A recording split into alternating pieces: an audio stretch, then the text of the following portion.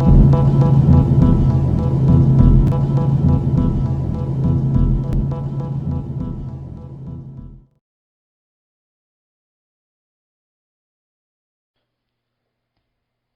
there.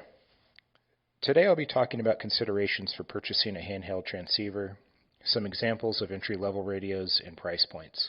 Some of the HTs I'll discuss are ones I've used when starting out in amateur radio on a budget, as well as a radio I currently use for GMRS.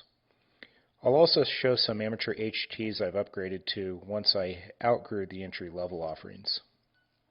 So, as far as considerations for purchasing an HT, some of the things that I look for would be the quality and overall functionality and cost of the radio. Is it a brand with a good track record? What frequencies do I want to communicate on? How many memory channels does the HT have? What the battery life is? Does it charge with a docking station? Can it be charged with USB or both? And also, will I be using the HT for general recreation or in a harsh environment? If you search the internet enough, you'll discover a lot of opinions in the form of product reviews and comments on forums regarding what is considered a good HT, a bad HT, and everything in between.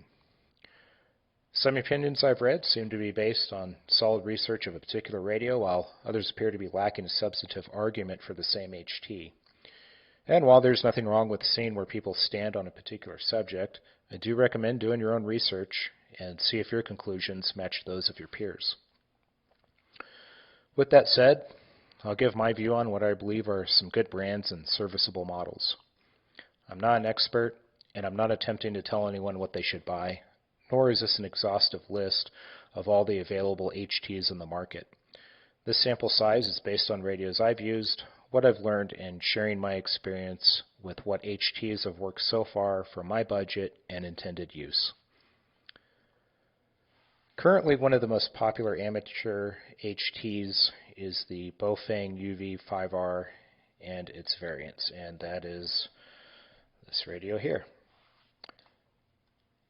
The UV5R seems to be controversial among radio enthusiasts because depending on who you talk to, you may get feedback ranging from the radio is junk, while others may tell you it's a great HT. When I was studying for my technician class license, this is the first radio I purchased. And at that time, I just wanted something inexpensive I could use to monitor local 2-meter repeaters so I could get a better understanding of how amateur operators communicated with each other. I believe I paid around $25 for that radio, and if I'm not mistaken, they're still around that price point depending on which variant you choose. After passing the technician exam, I began working my local repeaters, making contacts, and learning my way around the radio. And I think for the purpose of learning the basics on a tight budget, the UV5R is serviceable. However, they're not the most rugged radio, and I've broken several of them, and I quickly outgrew my primary reason for purchasing it.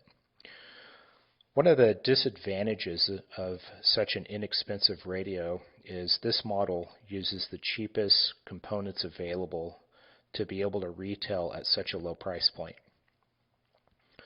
The UV5R has 128 memory slots, and in my opinion isn't a lot.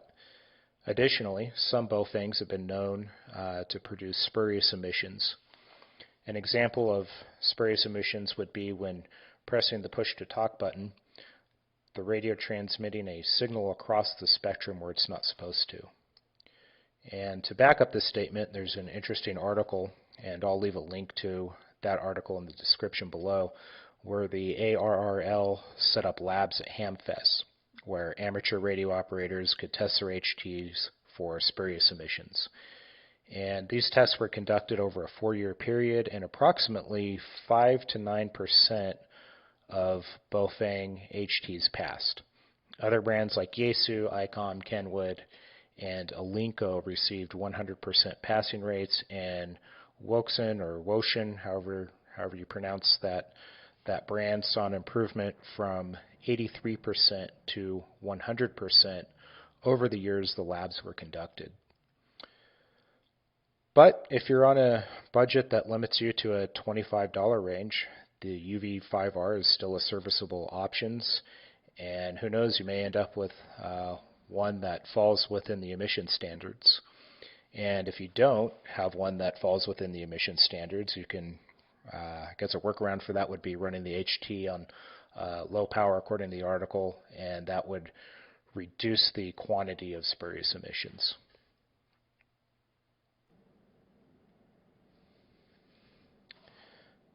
Aside from Bofang, other affordable HT brands I have experience with are Retevis and TYT. Some of the models under those brands are also attractive due to their price points. A TYT model I have is the MD UV380. And like the UV5R, this HT transmits on both UHF and VHF. However, one of the differences between this radio and the UV5R is the UV380 has the functionality to operate on both analog and digital.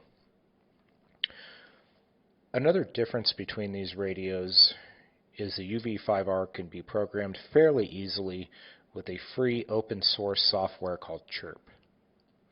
At this time, I don't believe Chirp supports programming for DMRs, and the process for programming a DMR is also more complicated than that of the UV5R. Currently it retails for around $100, and I believe you can store up to approximately 10,000 contacts.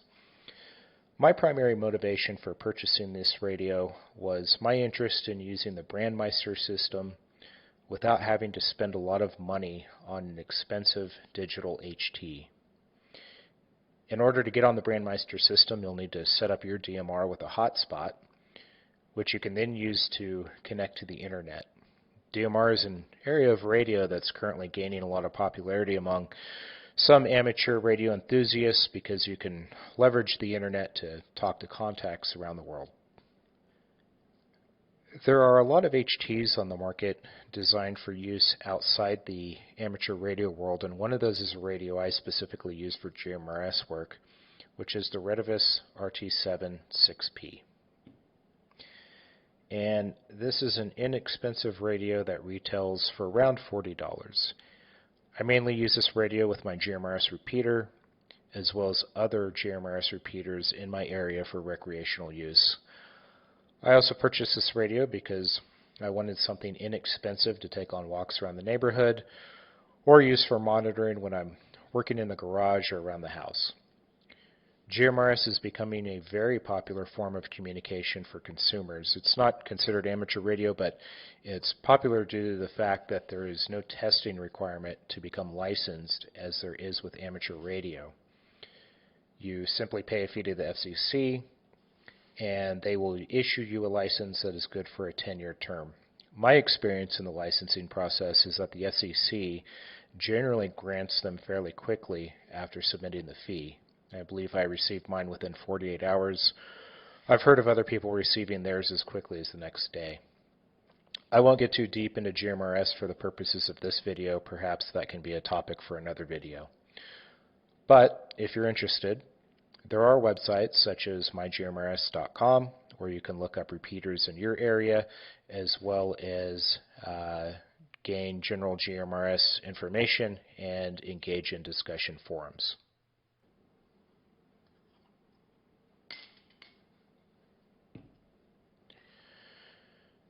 So we looked at a very small sample size of serviceable HTs for both amateur and GMRS work. As I mentioned earlier, over time I outgrew the inexpensive radios and moved into higher quality HTs. An example of those for amateur use, which I have experience with, are Yaesu and Kenwood, and if you will recall, those are brands that tested well during the spurious emissions labs. If you plan to purchase a radio that will be used for more than recreation, you're likely better served saving up the funds to purchase a more rugged radio like a Yaesu FT65, which, while it has a higher price tag than the inexpensive models mentioned, you can purchase this one for a little over $100.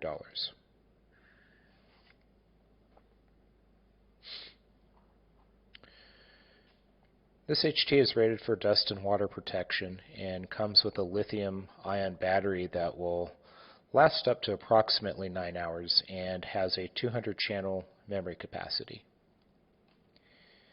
In the $150 range, and also another great HT from Yaesu, is the FT60R.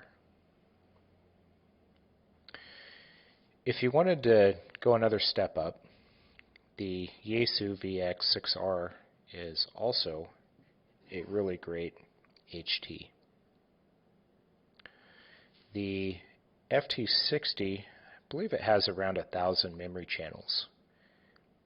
And like the FT65 and the VX6, has rubber seals and gaskets to protect against dust and water.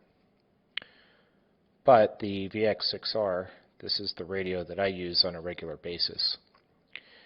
It has a 900 channel memory capacity, and it can be submersed in 3 feet of water for 30 minutes. It's definitely a rugged HT, and it'll hold up whether you're hiking, camping, or strapping it onto a plate carrier. This HT retails for around $250. Although I'm highlighting some more expensive HTs, I'm not trying to besmirch the UV5R or any of the other inexpensive radios discussed. I know the UV5R remains a popular HT, and I believe it has its place, especially for someone starting out on a very limited budget whose primary objective is to get on the air. So what are some of the takeaways from this video? I once heard someone ask a very wise man what he thought the best pistol is, which is a very subjective question, just like discussing which HT you should choose is highly subjective depending on who you ask. But he replied, the one in your hand, meaning the best tools are the ones available to you and the ones you practice with. I think this applies to radio equipment as well, and it really doesn't matter if you start out with a $25 UV5R or dole out $200 for a more expensive HT. Whatever you choose, just make sure it's something you won't be afraid to take into the field. While cheaper options are attractive, if you need something rugged and can swing it, consider saving up for an HT comparable to any of the 3 Yaesu models discussed. Maybe this video will encourage you to think about what your intended use case for radio would be. Perhaps it may motivate you to create a comms plan for use by your family in case of an emergency like a natural disaster, and which types of HTs you could incorporate to set that plan up for success. When looking at the market of available amateur or GMRS HTs, I know it's easy to get overwhelmed by the number of options and range of costs. If you're looking for something inexpensive to hike on a trail with or need basic comms in a pinch, then perhaps a bubble pack radio set on the family radio service is as advanced as you want to get. Or maybe your use case is the ability to access GMRS repeaters in your local area during an emergency without the effort of becoming an amateur radio operator. In closing, if you don't practice with the tools on hand, then they won't be effective when it counts. Thanks for watching.